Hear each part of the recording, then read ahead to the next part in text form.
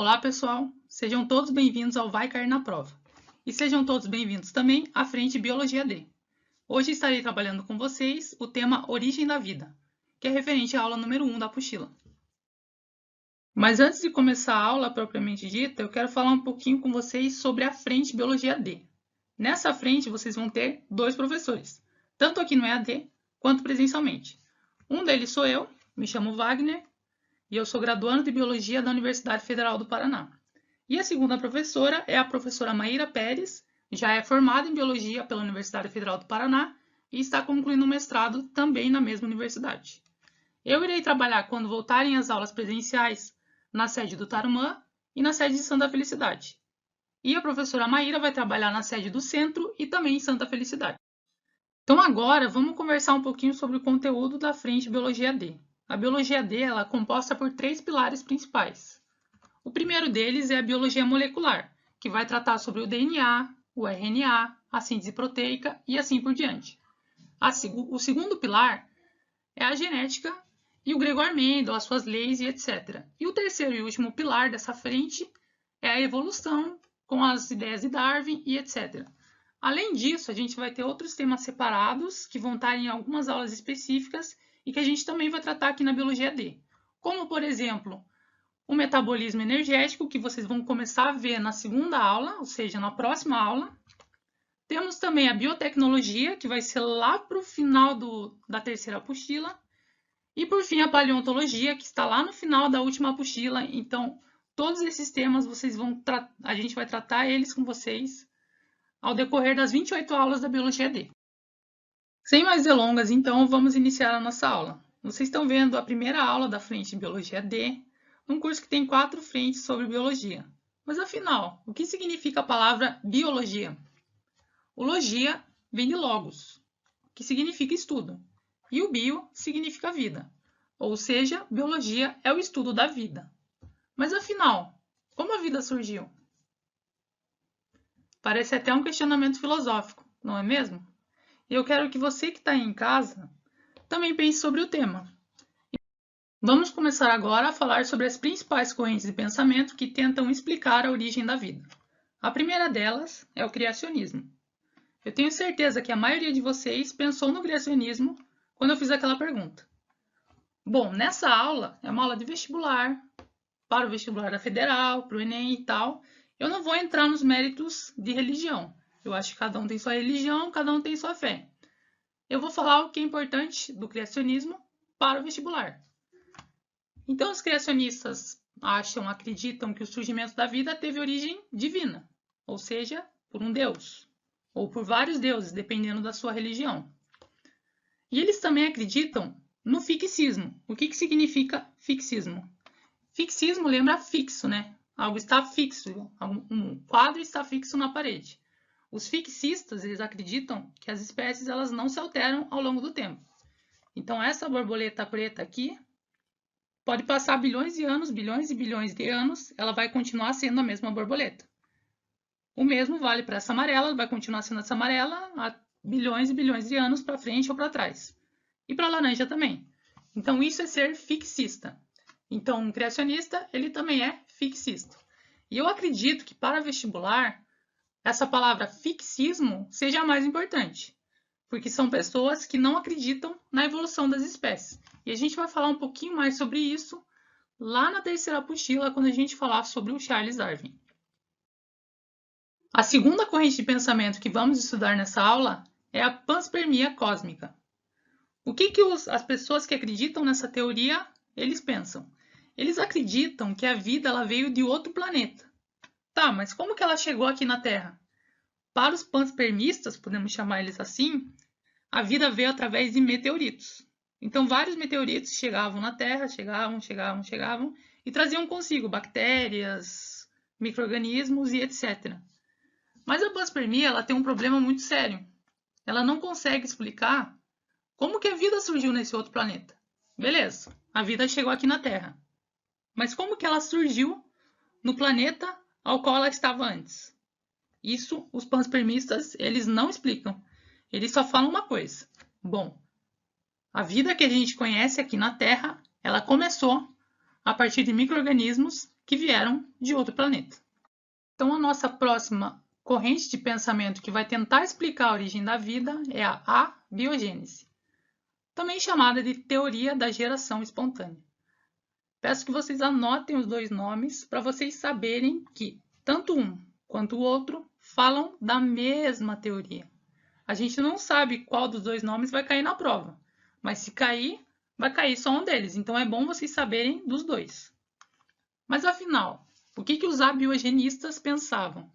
Eles acreditavam que a vida surgia de matéria inanimada, matéria não viva, ou melhor, quimicamente falando, matéria inorgânica. Então eles achavam que a matéria inorgânica ela tinha a capacidade de formar uma matéria orgânica, ou seja, formar vida. Parece meio esquisito essa ideia, né? Mas eles observavam algumas coisas que davam embasamento, pelo menos visual, para eles dessa ideia. Por exemplo, tem essas mosquinhas de fruta aqui, muitos de vocês devem ver, principalmente na banana, que é chamada de drosófila, e eles acreditavam que as partes da laranja, a matéria não viva da laranja, ela tinha força para produzir essas mosquinhas. Então a mosca ela só estava nas frutas porque a fruta conseguia produzir a mosca. Você pode pensar agora, putz, que teoria ridícula, né? É lógico que isso não acontece. Mas fazia muito sentido para eles. Então, para os abiogenistas, a matéria bruta ela tinha uma força vital, que era capaz de formar vida. Como o exemplo aqui da laranja. Não se convenceu com o exemplo da laranja? Fique tranquilo, porque os abiogenistas têm outro exemplo para você, e eu tenho certeza que você vai acreditar neles.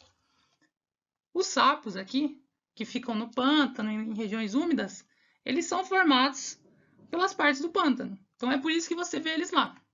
Eles se desgrudam aqui, ó, desse pocinho do pântano, virou um sapo. Genial, não é mesmo? Bom, se você não achou, a abiogênese era tão aceita na Idade Moderna que as pessoas daquela época criaram até uma receita para produzir ratos. Meu Deus do céu, não acredita? Então vem comigo que eu vou te explicar como fazer ratos na sua própria casa. Esse tutorial, vou dar os créditos aqui, foi proposto por Van Helmont no século XVI. Então, antes de mais nada, você tem que ter um porão. Não tem um porão na tua casa? Então não vai dar para fazer o rato. Mas quem tiver, continue assistindo, que até o final desse slide você vai aprender a criar ratos na sua própria casa. Então, primeiro, vá no porão, pegue algumas roupas sujas e coloque no porão. Acrescente à receita alguma coisa feita de trigo, pode ser um pão, pode ser propriamente o trigo, e dê tempo ao tempo. Em 21 dias, voilá, aparecem os ratos. Os ratos surgiram da matéria não viva, não é mesmo? Bom, para os abiogenistas era isso. A gente sabe atualmente que essa ideia ela beira o ridículo, não é mesmo? Mas para os cientistas da época, pensar em uma alternativa ao criacionismo foi muito importante. Por quê?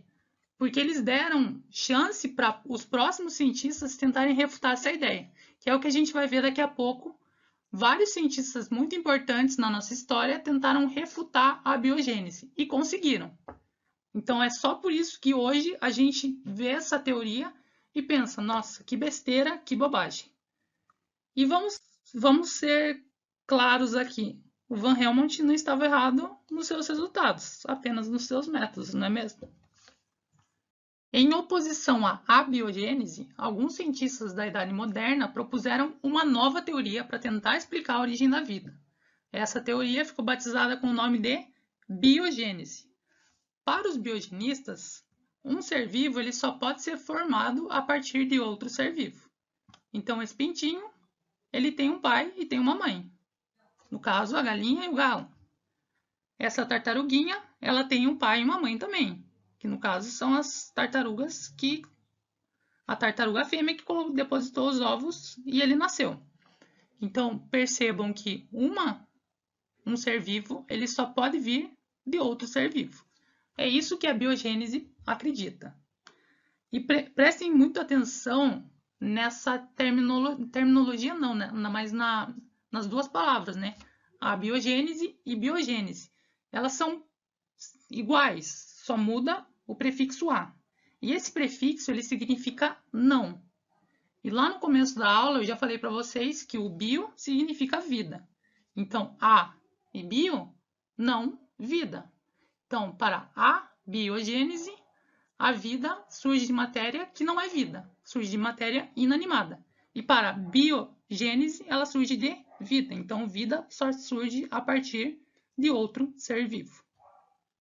Com o surgimento da biogênese, a gente começou a ter um embate entre os cientistas que apoiavam a abiogênese e os cientistas que apoiavam a biogênese. Um deles, que era biogenista, o Francesco Redi, ele realizou um experimento para tentar refutar as ideias da biogênese e, portanto, comprovar a biogênese. E ele fez um experimento super simples para tentar mostrar para os abiogenistas que a ideia que eles estavam defendendo e seguindo não passava de uma besteira, de uma bobagem. Então ele pegou 3 frascos e colocou um pedaço de carne em cada um dos 3 frascos. Segundo a teoria da biogênese, esse pedaço de carne ele tem uma força vital que vai poder formar algum tipo de ser vivo. Nesse caso, para os abiogenistas, seriam mosquinhas. Então, de acordo com a abiogênese, deveriam surgir moscas em cada um dos 3 frasquinhos. Vamos ver o que aconteceu no experimento do Francesco. Então, no frasco 1, ele colocou um pedaço de carne e tampou com uma tampa do pote mesmo. Deixou um tempo, não aconteceu nada. Os abiogenistas tinham uma explicação para isso. Francesco, você não deixou o ar entrar. Então, a força vital da carne, ela não conseguiu agir, ela não conseguiu atuar. Beleza, o Francesco olhou e falou, beleza. Vamos ver o resultado do segundo frasco. No segundo frasco, o Francesco colocou o pedaço de carne e, em vez de tapar com a tampa do pote, colocou uma gaze. Com essa gaze, ele deixava o ar passar, mas não deixava as moscas passarem. Os abiogenistas ficaram, putz, como que a gente vai explicar essa, né? E não conseguiram explicar o que aconteceu.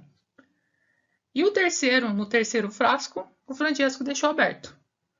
E aí surgiram moscas. Bom, na verdade não surgiram as moscas, né? As moscas foram atraídas pelo pedaço de carne porque elas estavam procurando algum alimento. Mas para os abiogenistas, a carne estava demonstrando a sua força vital, estava agindo a força vital, produzindo essas mosquinhas que estavam rodeando a carne. Com esse experimento, o Francesco mostrou e enfraqueceu muito a biogênese, porque ele mostrou que ela tem muitos furos.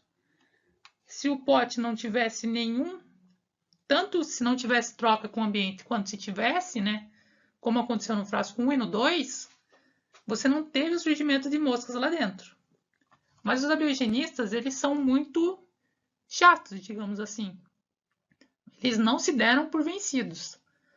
Eles olharam para esse experimento do Francesco e falaram, ok, esse experimento ele mostra que a biogênese ela não serve para organismos macroscópicos, né? Organismos que a gente consegue enxergar com os nossos próprios olhos. Mas a biogênese ela serve para organismos microscópicos. E o Francesco ficou, meu Deus, não tem como eu comprovar que a biogênese não serve para esses também. Mas eu vou deixar por isso. Porque eu sei dentro de mim que essa história não é verdadeira. Mas se eles querem acreditar nessa bobagem, que acreditem mesmo. A história da biogênese só mudou de verdade e foi destruída com um outro cientista da época que fez outro experimento que conseguiu refutar completamente as ideias da biogênese. E a gente vai ver ele no próximo slide. Mesmo com o experimento do Francesco Redi, os abiogenistas ainda acreditavam que essa teoria funcionava para micro-organismos. Mesmo que não funcionasse para os organismos macroscópicos, para os microscópicos ainda estava valendo. E aí apareceu um outro cientista que conseguiu aí sim derrubar de vez a teoria da abiogênese. E esse cientista foi Louis Pasteur. O Louis Pasteur, ele fez um experimento, esse agora um pouquinho mais complexo, mas genial, incrível, extraordinário, que vai conseguir derrubar essa ideia da biogênese mesmo para organismos microscópicos. Então, o que ele fez? Ele pegou um vidro aqui, um frasquinho, e despejou nesse frasquinho um caldo nutritivo. Esse caldo nutritivo, entendam que é um alimento para micro-organismos. Então, o micro-organismo, ele adora crescer nesse meio com caldo nutritivo. Beleza? Depois disso, o Pasteur pegou esse frasquinho e ele entortou o gargalo dele. Então, fez uma curva no gargalo. Aqueceu ele para matar o que tinha ali, né? E o frasco no final ficou assim, com essa voltinha para cima. Por que ele fez isso? Para, primeiro, permitir a entrada de oxigênio. Porque os abiogenistas, eles são muito chatos. Eles acham que a força vital, ela depende do oxigênio. Beleza? Vamos então aceitar essa condição para eles acreditarem que o experimento está válido. Então, o Pasteur também teve esse cuidado de deixar o oxigênio entrar. Mas com essa curvinha aqui, o Pasteur ele não deixa os micro-organismos que estão no ar de passarem, porque eles não vão conseguir subir sozinhos. Então, essa curva é justamente para não deixar que micro-organismos consigam entrar no caldo nutritivo. Então, depois disso, ele ferveu e esterilizou. Esterilizar significa matar todo e qualquer tipo de micro-organismo. Bactéria, fungo, protozoários e etc. Algas. Então, ele esterilizou esse caldo aqui. E ele deixou esse caldo esse experimento ele ficou conhecido como frasco pescoço de cisne. Porque essa voltinha do frasco, ela lembra o pescoço de um cisne. Então, ele deixou isso por um tempo. Deixou. E, segundo a biogênese, esse caldo nutritivo, ele deveria fazer com que micro-organismos crescessem ali. Isso não aconteceu. Não aconteceu. Você poderia deixar ali uma semana, um mês, um ano, 2 anos. Não cresceria nada nessa maneira que estava aqui. Não cresceria absolutamente nada lá dentro. E aí os abiogenistas ficaram, putz, não sei o que aconteceu. E o Pasteur, ele quis destruir completamente a biogênese. Então ele falou o seguinte para os abiogenistas. Vocês querem ver que se eu tirar o gargalo do frasco, vai crescer micro-organismo lá embaixo? Não querem? Mas eu vou mostrar mesmo assim. Então ele quebra esse gargalo e deixa um tempinho. Passou algum tempinho, aparecem micro-organismos lá embaixo. Comprovando que os micro-organismos eles estavam no ar. Não estão nascendo da solução. Eles só não estavam conseguindo entrar no caldo nutritivo por causa desse gargalo. Então não significa que os micro-organismos eles foram criados pelo caldo nutritivo.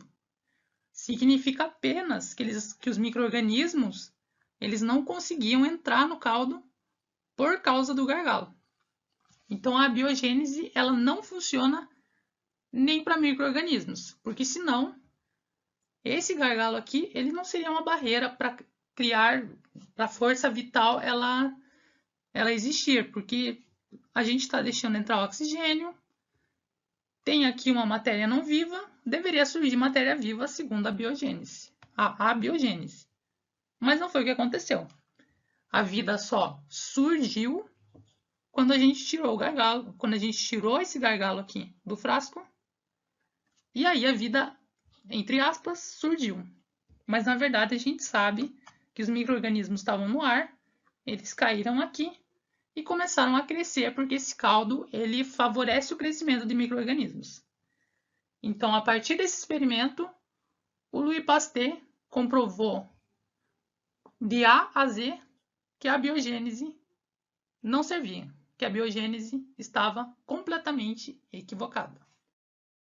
O experimento de Louis Pasteur ele conseguiu comprovar completamente que a teoria da abiogênese estava equivocada. Então, a partir daí, a biogênese caiu no esquecimento, caiu na discordância e ela realmente foi mostrada para todo mundo que ela não era a teoria mais correta para explicar a vida. A mais correta é biogênese.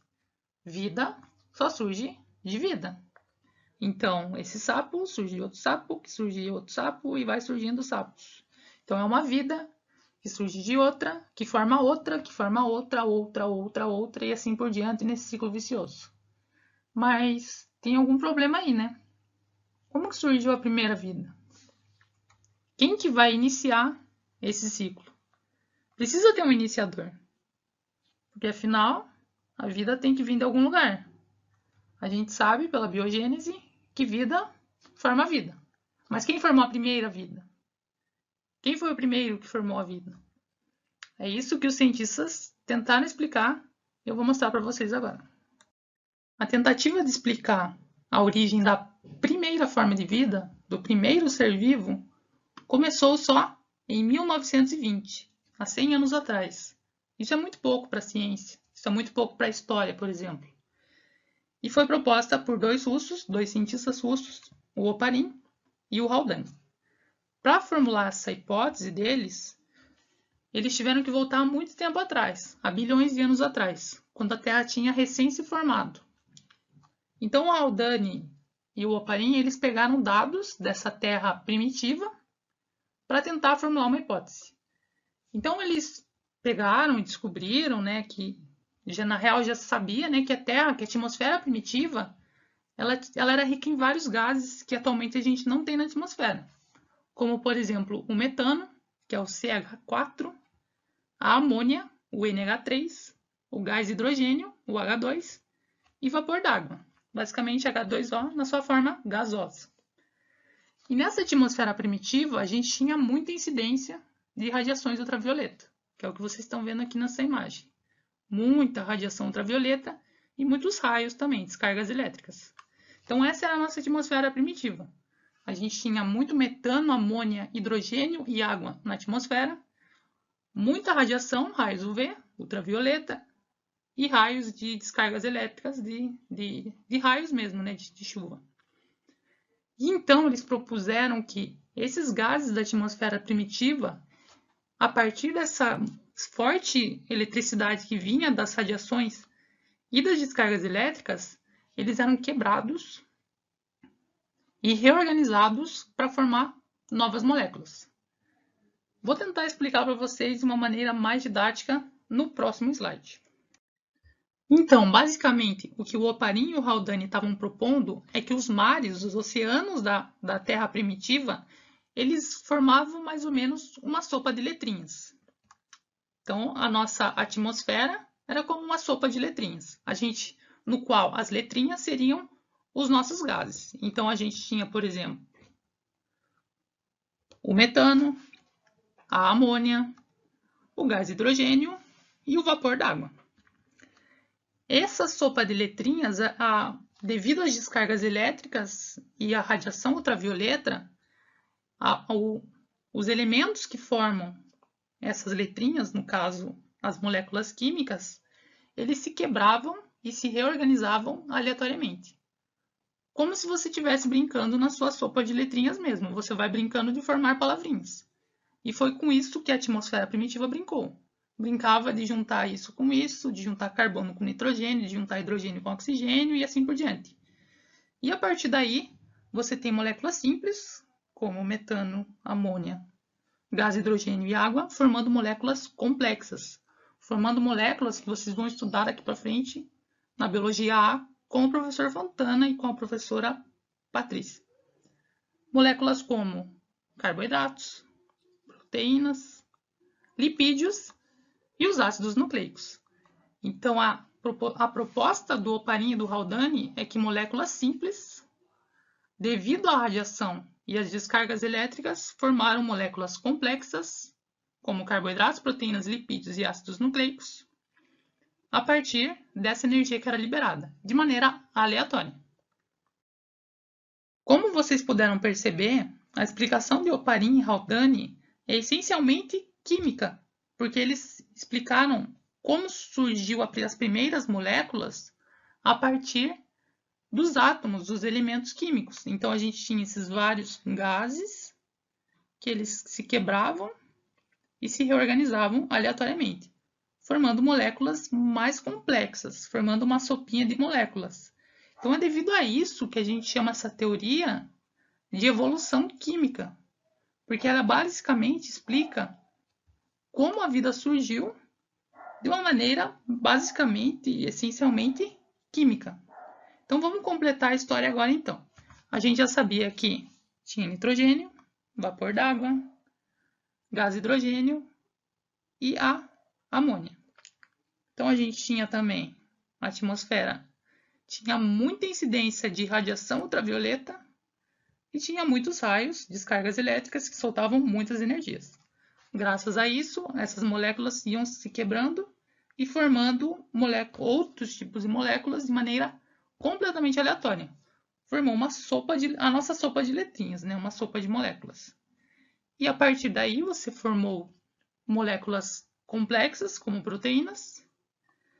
Essas proteínas, quando foram formadas de maneira aleatória, elas também se uniram para formar um aglomerado de proteínas, que a gente vai chamar de coacervado.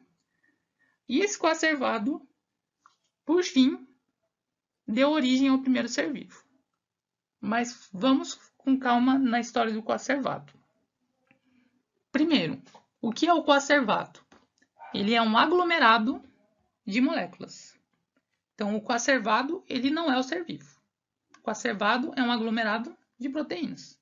Que ele tem aqui uma distinção entre o que está dentro dele e o que está fora, que hoje a gente conhece como membrana plasmática. Então, ele já tem essa distinção, mas ele não é um ser vivo. Ele vai dar origem ao primeiro ser vivo. Como que se formou o primeiro ser vivo? O primeiro ser vivo ele vai se formar da união de um coacervado com uma molécula de RNA. Como vocês vão ver daqui para frente, aqui nessa frente, tanto o DNA quanto o RNA são fundamentais para a genética. Eles carregam os nossos genes, seja de uma bactéria, seja de um vírus, seja do ser humano. O DNA e o RNA têm a capacidade de carregar informação genética. Então, quando o coacervado se uniu com uma molécula de RNA, tcharam, surgiu o primeiro ser vivo. A gente já vai falar quais são as características desse ser vivo.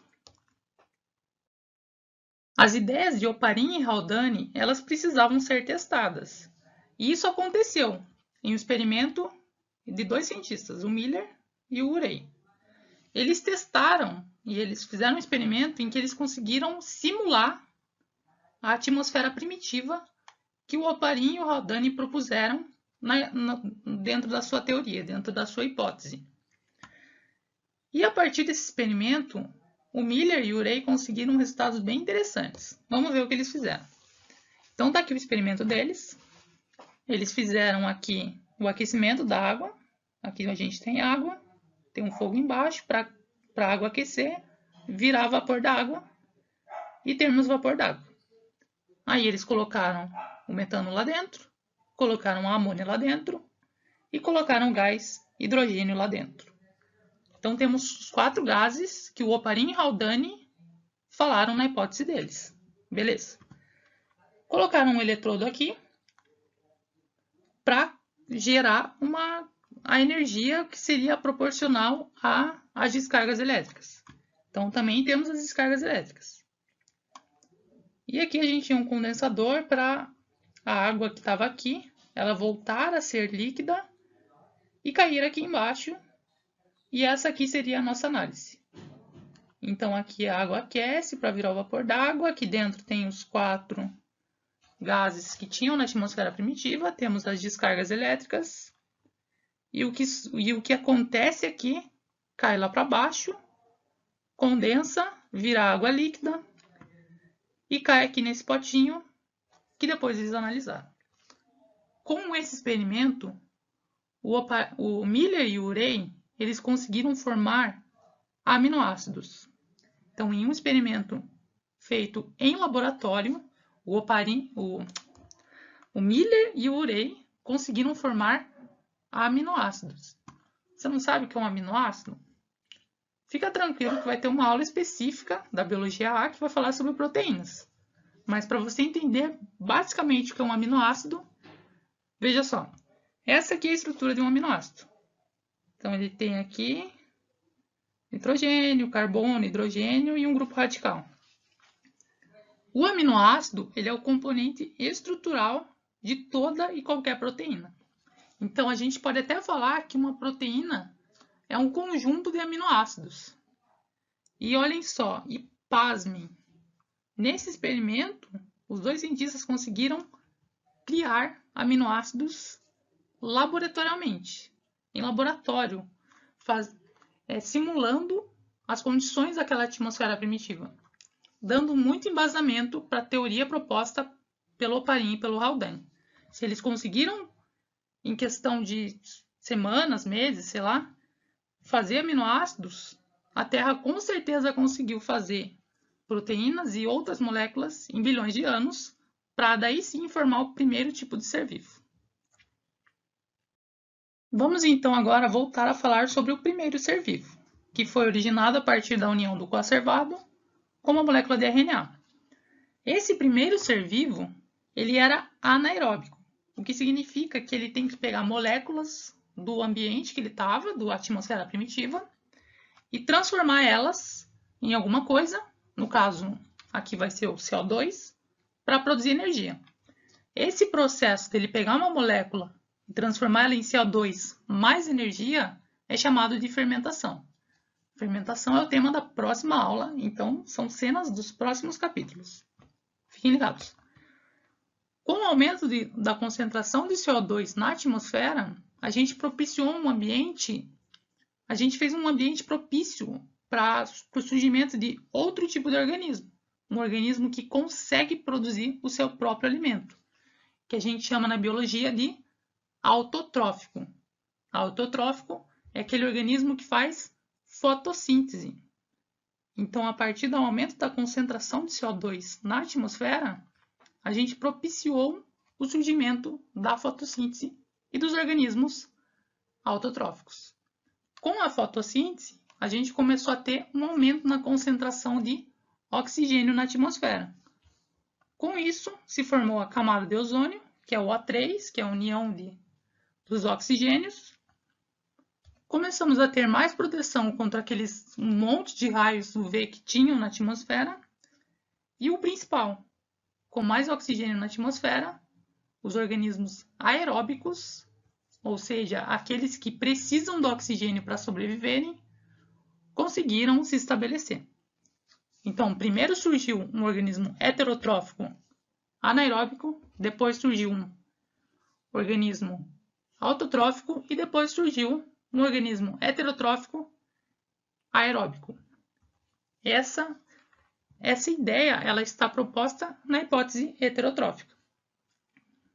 E é exatamente isso que as ideias do Oparin e do Haldane mostram que parece ser mais próximo da realidade.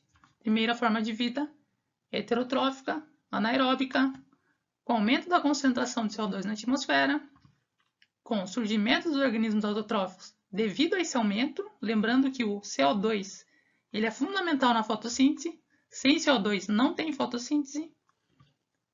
Com o surgimento dos organismos fotossintetizantes, a gente tem um aumento na concentração do oxigênio, que propicia um ambiente favorável para o surgimento de organismos aeróbicos.